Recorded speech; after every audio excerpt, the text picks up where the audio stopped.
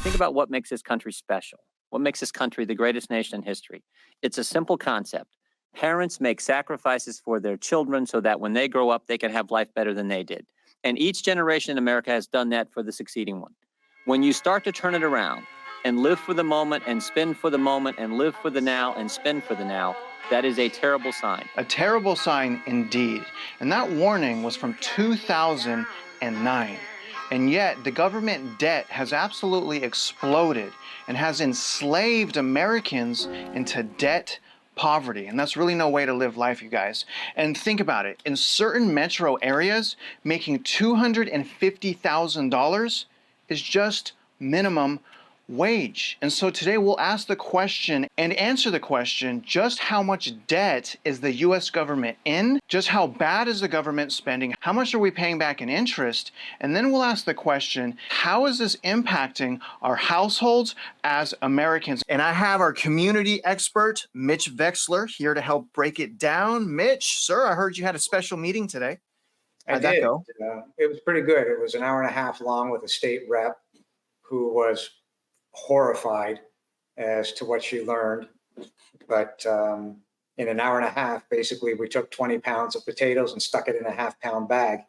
So it flew, and it's kind of like drinking water from a fire hose. But it was a good meeting. She understands the depth of the problem, and it is worse than, because you can't get all the way through all this in an hour and a half, obviously.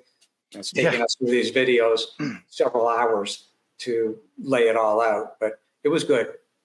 Good. Got to hear it, man. Well, I'm going to jump right into this video, and I want to start, Mitch, and I'm hoping to give you some curveballs.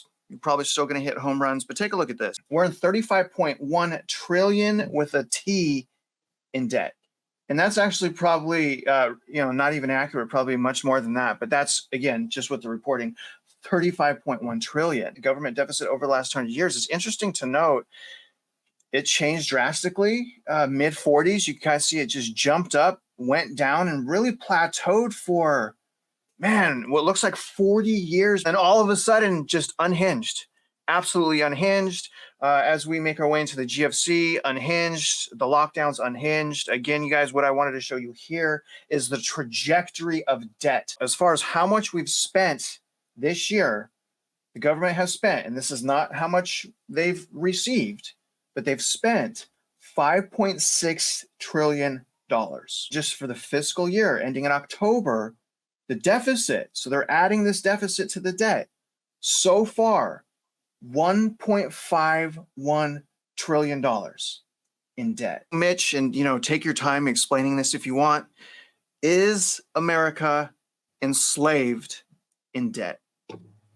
Yes, and it's worse than what you just showed, because what you showed was what they call the national debt, but that is not the federal fiscal burden.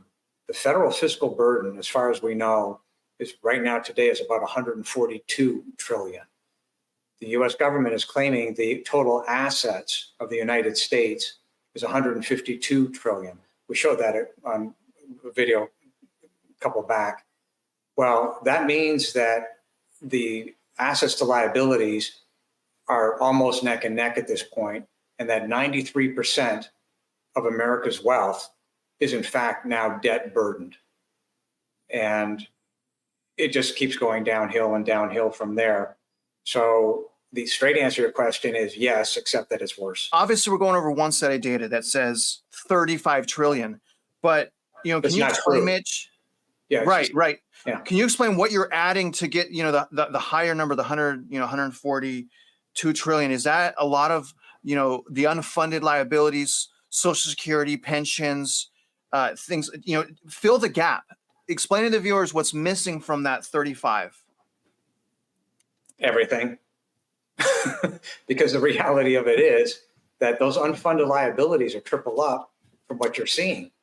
And therein lies the problem. I mean, they want to create a narrative that things are rosy, but when you use the math and you understand, like that, you showed the one chart of the debt rocketing up, some from the 1940s. Well, that's just straight up math, right? I told you that the rule of 72 means that give or take, assuming a 10% interest rate, that you're going to double your debt every 5 years. And in fact, that's really what's happening, or every 7 years, depending on the monkeying around by the interest rate. So the idea that that chart, well, it's horrible from the 1940s and it just rockets up. Well, yeah, but that's the rule of 72, just how the math plays out. And we've got spreadsheets. You can just plug in the interest rate and it'll take it across and say, okay, fine. So if the interest rate runs to 10% or 12%, then the timeline of that debt increasing every 7 years happens faster. So it'll drop down to 5 years, 4.5 years, the higher the interest rate. And what you're seeing is the cumulative compounding effect of non-payment and reduction of principal. So what you've seen in the bonds recently at the school districts is we did the research on it. In the last 3 years, we couldn't find a school district that retired its bonds. Well, bonds come due every 3 and 5 years. So what are they doing? Well, the best way I can describe it is the rolling out and the rolling up. They roll up the principal, they roll out the timeline, and then they roll up the interest payments because it's cumulative. They didn't pay it off. The interest payments keep going. Now, here's where it gets really wonky. So if the school district 4 years ago had 2% money, the cost of that money today is 8.5%. You're 400% up in your interest costs. If you roll up and you roll out and you didn't reduce your debt, what did you do? Cumulative compounding. There's no way around it. And that's why the rule of 7 is etched in stone. Speaking of, well, just to reiterate, so we're, somewhere in the debt range of 35 trillion to maybe 150. It's not even true. It's 142 and it's the government's own. Right. So, right. 35, 142, who's looking under the hood, Mitch? What's a few trillion here or there? I mean, geez Louise. But it is scary. And speaking of interest payments, let's move on to the spending habits now. And let's talk if they are paying down debt, are they paying down principal, or are they barely, well, I'll show you guys. But before I do that, Mitch, I want to get, I want to set up the viewers. I want us to listen to Ben Bernanke in 2011 sounding the alarm on what's going on right now. And I want to get your reaction. As the economy continues to expand and stimulus policies are phased out, the budget deficit should narrow over the next few years. Unfortunately, even after economic conditions have returned to normal, the nation faces a sizable structural budget gap. Both the Congressional Budget Office and the Committee for a Responsible Federal Budget project that the budget deficit will be almost 5% of GDP in fiscal year 2015, assuming that current budget policies are extended and the economy is at that point close to full employment. Of even greater concern, though, is the longer run projections that extrapolate current policies and make plausible assumptions about the future evolution of the economy, which show the structural budget gap increasing significantly further over time. For example, under the alternative fiscal scenario developed by the CBO, which assumes most current policies are extended, the deficit is projected to be about 6.5%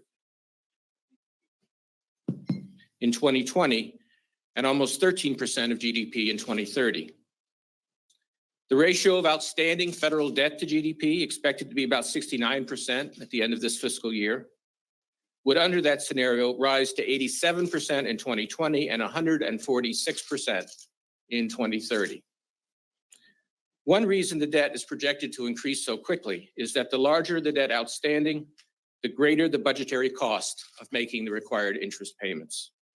This dynamic is clearly unsustainable. He was warning the viewers of that video that the potential for, as you see here, percentage of debt to GDP, he was warning in 2020 it could be 6.5. 2020 was actually 14.69%. He was a little off there. I want to go into the charts, show the deficit spending, the mortgage-backed securities, how much money is going towards interest payments. But do you have an initial reaction on that video, Mitch? That statement, the entire presentation that he made, is the ultimate definition of speaking out of both sides of your mouth. On one hand, he says, well, but the deficit should be coming down. And 2 seconds later, he's explaining how the deficits are going to balloon out of sight. Well, the reality of it is, as I said, The rule of 72, an idiot should have known that way back in 1950, right? These people are paid to know this. He clearly doesn't understand, and or he does understand and is just trying to keep the fraud going. But that's why we're at the tipping point now, right? When you've got 142 trillion, including unfunded liabilities, and they're known numbers, well, how can you possibly say that, oh, well, we didn't know back then, right? Because the rule of 72 allows you to project forward. That's exactly what it does. And if you don't pay off the debts, then the debts, because it's compounding cumulative, get bigger and bigger to the point where they can't be paid. The other thing is right now today, just on that 35 trillion number alone, that's the national debt. Never mind the parts of the unfunded liabilities. That's just the national debt. Per taxpayer, give or take, that's the equivalent of $268,000 just on that 35 trillion. Okay, now triple it up. You're damn near $800,000 per taxpayer. It can't be paid off at $268,000, let alone the $800,000 per taxpayer. The math doesn't support it. Ergo, straight up bankruptcy. And when those two numbers cross each other, 142 trillion versus the total assets of the United States at 152, it is the irrefutable definition of bankruptcy, and there will be defaults. And we're, based on these numbers, less than 12 months away. I got another video that I think you're going to appreciate. But one of the things he said is, not that it matters necessarily, Mitch, and I'm going to show the viewers here in a minute, but debt to GDP as a percentage. He was warning warning whoever was listening to that video that it could potentially hit 140%, okay, in 2030. Unimaginable, right? But I wanted to show the viewers where we're at right now. Right now, yeah, exactly. Yeah. Not quite 140%, not quite 140%, Mitch, 123%. In Absolutely. 2023. Wait a minute, in 2023. Yes. Yeah. This is only going to 2023. This is only going to 2023, so it could very well be worse. But look at this goes back to 1948, Mitch. We've never had this amount of fraud that has just systemically embedded itself into our bedrooms, in our houses. This is crazy. This is U.S. government spending for 2024. And I just wanted to note that the interest on the debt, like you're saying, like everyone's warning about, the interest on the debt is the second highest debt category that the U.S. government is paying. So the second highest, 14%, goes towards paying the debt. The only thing higher than that is Social Security. But this exceeds national defense, Medicare, health, income security, VA benefits, education, training, transportation. I mean, the amount of money that they're spending right now just to pay for the debt, the past spending since 1940, 1980s, it got out of hand. All of that, 14%. That's crazy. Another thing that drives me crazy, Mitch, is this type of spending right here. This is mortgage-backed securities. The Fed got even more clever. How can we put our hand in the cookie jar here? Now, some would say, now I've highlighted 3 times where they've really kicked in quantitative easing or mortgage-backed security purchasing. This is the Fed, okay? So the start of, not the start, but towards the start of the great financial crisis, you see that first highlighted in yellow, okay? They saved a lot of pain, a lot of people, a lot of institutions. But again, though, they did it right here around the end of 2012, which is absolutely crazy. And then you can see here in 2020, they did it again. And some would say, Mitch, a little bit of quantitative easing, a little bit is necessary to prevent, horrible catastrophe, right? So if they didn't do the mortgage-backed securities that first round during the GFC, it could have turned into a depression. And arguably at that time, we didn't want that, right? So some would say that it was appropriate. So Mitch, let me ask you this. Has the government enslaved us in unnecessary debt? In reality, the government, i.e. Bernanke, is being paid to transfer our wealth, everybody's wealth, into the government's pockets and into the bank's pockets. Who's really responsible? At the tail end of the day, votes matter. The public has allowed this to happen to themselves by thinking and listening to the line being put forth by these government officials that we're here to help you. The second somebody says we're the government, we're here to help you, they are lying. and they will be transferring your assets into their pockets. And that is exactly what has happened. The idea, you talk about these mortgage-backed securities is just another way, but if you want to dance down that road so the public understands, our viewers understand what's going on. So if you have, let's say it's a $300,000 house, just for sake of conversation, do you know that the bank can literally cut that mortgage in additional derivatives 100 times? So then they have another 100 houses on top of it. So they mix and match percentages of your mortgage and put it into other tranches and then sell those tranches out. So when I was referring to a line of cocaine, that's a line of cocaine. And that's what they're doing. So the problem is that the people who buy these tranches can't even gain access to the actual collateral. There's nothing backing it up other than the implicit guarantee of that particular bank.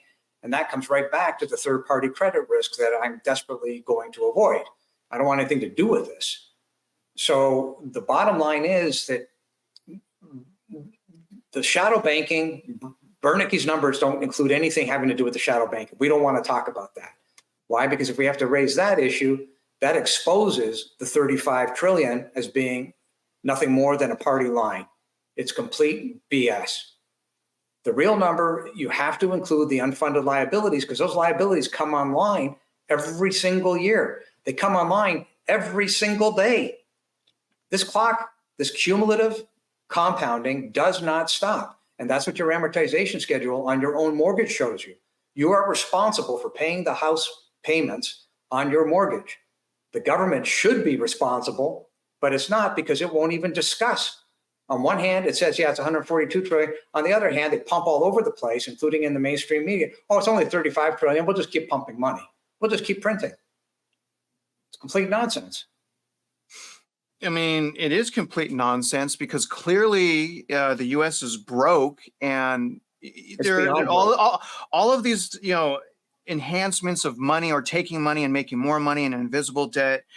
The fact that they're doing that, Mitch, and they're still out of money, it's shocking to me because, again, this is how I'm looking at this. I mean, the U.S. is broke, and they have to continue to print money to afford to not go bankrupt, and that prevention of U.S. bankruptcy has etched itself into now America, and now we're broke as a result of the U.S. being broke. And so here's the thing, Mitch. We have this tower of debt that's just sitting there, okay? And then we have this massive amount of horrible spending that I want, deficit spending I want no part of. And then listen to this video, Mitch. Janet Yellen, Madam Secretary, thanks for joining us this morning. Let's start out with the timeline now of this possible default. You said earlier this week that you expect that it could come as early as June 1st. I know you get new information every day. Is that still your best estimate? Yes, early June is when we project that we will run out of cash, and there is a chance it could be as early as June 1st. Of course, there is a lot of uncertainty, and I plan to update Congress as new information becomes available, but that's still our current thinking. Are there extraordinary measures you can take around that time, or is that it? Well, really, that's it. We've been using extraordinary measures for several months now, and our ability to do that is running out, and we will start to run down our cash. And our current projection is that in early June, a day will come when we're unable to pay our bills unless Congress raises the debt ceiling. And it's something I strongly urge Congress to do. I want to go into some data here in a minute, Mitch, on the impacts this is all causing to the consumer. But before I do that, any comments there? Yeah, there's a bastion of intelligence between those two. So the reality of it is that she's speaking a party line because she wants the debt ceiling increased. It's the exact opposite of what should be happening. First thing. Second thing, and to buttress even her point, do you know that last week there was a meeting following a prior meeting the week before at the Tarrant Appraisal District, which is Fort Worth? There were 15 school districts lined up like jets on a runway with their hand out saying, you must keep the real estate values rising because if you don't, we are bankrupt. That was that memo that we showed that Emily Wolf put together.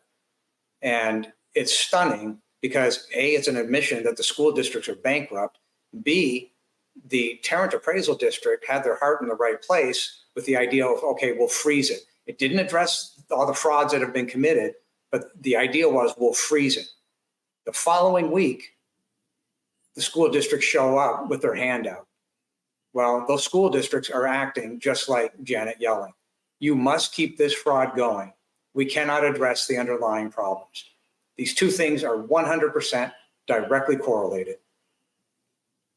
And I want to show the viewers now, Mitch, the impact that's having on Main Street. Now, I mean, I already feel a recession in my household. A lot of other people feel a recession. If people have any credit card debt, I mean, for the most part, trust me, it's a recession in your household because your spending habits. But look at this. The CFPB came out with this report. Look at this share. This is the share of balances that are 90 days delinquent as a percentage.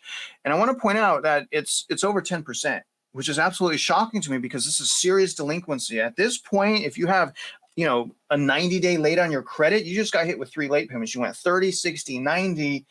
Your purchasing power is gone for years. More than likely in most situations, but I wanted to point out the trajectory is worse than it was right before the GFC. So from a credit card standpoint right now, even though we don't see necessarily delinquencies with homes, we certainly see it when it comes to one of the most powerful consumer purchasing power, which is credit cards. Those delinquencies are absolutely exploding. And when we look at the consumer's ability to even pay for all of this, which is what I've been hammering, everyone's hammering, you know, please, my God, like, let's just talk about how can you afford this? Is the government just going to pay us? Is that where the missing income is going to come from? This just came out August 14th, Bureau of Labor Statistics. I mean, this is real earnings and I'll read this, real average hourly earnings increased 0.7% seasonally adjusted from July 2023 to July 2024, which essentially means that income growth, real income growth, is going up less than 1%. Meaning it's not mathematically possible for consumers to sustain this situation. And we see that with headlines like this. Banks are bracing. Now, this is an interesting website, Quartz. They've actually had some pretty interesting articles about the GFC, but the title of this is Banks Are Bracing for Consumers to Stop Paying Off Their Credit Cards. And this is, you know, JP Morgan, Citi, Wells Fargo, Bank of America. Obviously, they know something's coming. And I wanted to read just one paragraph here. JP Morgan built up a $3 billion provision for credit losses in the second quarter. Bank of America did $1.5 billion. What do they know, Mitch, that we don't know? Citi's allowance for credit losses totaled what? $21.8 billion at the quarter's end? That's absolutely shocking. And I'll read this last one. The build-up stores show banks bracing for a riskier environment where both secured and unsecured can create, which is debt, could create bigger losses for some of the nation's largest banks. We're not even talking about shadow banking. We're talking about the household pillars that are apparently keeping, you know, America together. I mean, isn't that why we're paying for them and bailing them out? Isn't that the premise here? So bail us out. A recent analysis of household debt by the New York Fed found that Americans owe a collective about $17 trillion on consumer loans, student debt, and mortgages. And this is last thing right here, Mitch. This is crazy to me. Now, this came out today, this morning at 9:39 a.m. You see that August 19th. This is from Market Watch. Just look at this headline. Wall Street is to your point, Mitch, Wall Street is 6 times the value of Main Street. That shouldn't be possible. It should be 1 for 1. It should be 1 for 1. It should not be 6 to 1. And this is according to a Bank of America analyst. Mitch, let me ask you, is America out of money when it can just print the money? I mean, do we even have to worry about, does America government have to worry about being bankrupt when they could just print money? Well, before you even get into that, what you just showed is the exact reason why real estate taxes on assets need to be eliminated, right? You've got to flip the switch because people are entitled to have an asset. If you buy it and you pay for it, it's yours.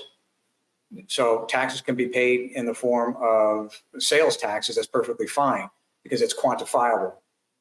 But what you just showed in that one clip is exactly why the real estate tax is under everybody in the United States. You've got an asset, you own it, it's yours, and nobody can take it as long as you're making the payments on the mortgage. So the other issue is, are we at the end game, the tipping point? Yeah, because the reality is the income isn't there under the enslavement that they've created by literally taking the land under your feet. It can't be paid for, and it's their debts. See, that stuff on Wall Street are derivatives. And like I said, when you can take a mortgage-backed security and cut it 1,000 different ways and retranche it, it's all complete nonsense. It's all based on theory. It's mathematical theory, but it isn't true because you can't get access to the actual underlying asset. So think of it this way. They took the tranches of these values of a house, $300,000 home. They cut it 100 different ways. They repackaged it. They sold it off. They picked up the fees in the middle. Now, if any one of those people on one of those particular tranches thinks that they can go back and get a piece of your house, a $300,000 home, they're delusional. It's a derivative. What you're seeing when they say, well, Wall Street's value is X, yeah, it really isn't, because at the tail end of the day, they can't collect. It's all hot air. It's all credit. It doesn't mean anything. The only thing that means something are hard assets. Now you've got something that's quantifiable. And even there, in the case of the office buildings, you better be real careful, because as we know, there are office buildings out there that are literally worth negative value. I mean, they're doing all of this, Mitch. I mean, and they're still broke. I just can't. It's really difficult to wrap my mind around how they could be make money out of thin air like this, right? And still be broke. And really what it sounds like to me is they're printing and structuring these things to essentially print their problems away, while at the same time stealing my future and my children's future. Am I wrong to think that? No, that's Is that exactly what's going on here? 100%. And then so, I mean, it's frustrating, Mitch, because again, I'm still trying to wrap my mind around a video we've done, 4 videos back. I mean, I'm learning a lot here, but let's conclude. Let's wrap this up. I want you to take, a minute or 2 minutes and talk to the viewers about what a solution to this debt crisis and government overspending really is. What's the solution here, Mitch? What could the normal American do after this video? The normal American should be watching this series of videos to understand that people who are watching this series of videos know more, considerably more, than the government officials who profess and make these statements in public. Well, this is what we're doing to pay down the debt. Yeah, you haven't done anything in 50 years and it's only gotten worse. And it was a known thing that would happen just by virtue of the math under the rule of 72. So votes and voting considerably at this point in our history matters. You cannot keep voting for morons. If you put these morons in place, you get what you deserve. And that's a harsh statement, but that is the reality of where we are. This math and everything we've put forward and everything that's on our website is simply irrefutable. It cannot be argued against. Why? Because it's the government's own numbers. All we've done is expose the fraud on their numbers. They said this, just like you did a few minutes ago with Yellen. This is what they say, but it's a party line. These people are getting paid to keep the fraud going forward. In the case of the Fed, they're getting paid to protect the fraud committed at the banks because they created all these derivatives. None of the derivatives since 2008, 2009 have gone away. They're still out there. Now, add on to that the compounding cumulative effect of rolling up and rolling out. The combination is lethal, and that puts you to the point within the next 12 months where America's wealth will be less than America's debt in total. It'll be north of 152 trillion. There's no math on this planet that will allow that to be paid back. And in fact, we've exported these problems to other countries because the IMF, International Monetary Fund, picks up the phone and they speak to Yellen. They picked up the phone and they spoke to Bernanke. It's a cacophony of fools that literally cannot add one and one. Okay, so part of the solution, I hope the viewers got all that mixed in there. That was pretty heavy, Mitch, which is awareness, right? So like step one is awareness. Once you're aware, you can empower yourself. It may feel overwhelming, all this information, but it's so very important. You don't give up. Part of the things that you could do to empower yourself and have confidence in yourself as an individual is just rebudget, hang tight, make slow progress. You don't have to conquer the world tomorrow, but the sooner that you start making changes today, the sooner that your tomorrow will be better. And that's really what I want to give back to you guys. I really hope you guys are understanding that. We're trying to build a community as best as we can, full of value, full of information that you can lean on to help navigate you through this crisis. Hope you guys are seeing that. Everything's going to be linked below. Don't forget to sign the petition. Go to Mockingbird website, Mockingbird Properties. Everything's going to be linked here. And find out. And you guys, I'm going to tell you this. Once it's time next year in 2025 to start fighting the CADs, Mitch and I are going to be here. And other than that, guys, if you're out there investing in real estate, you know that we wish you luck and we hope you win.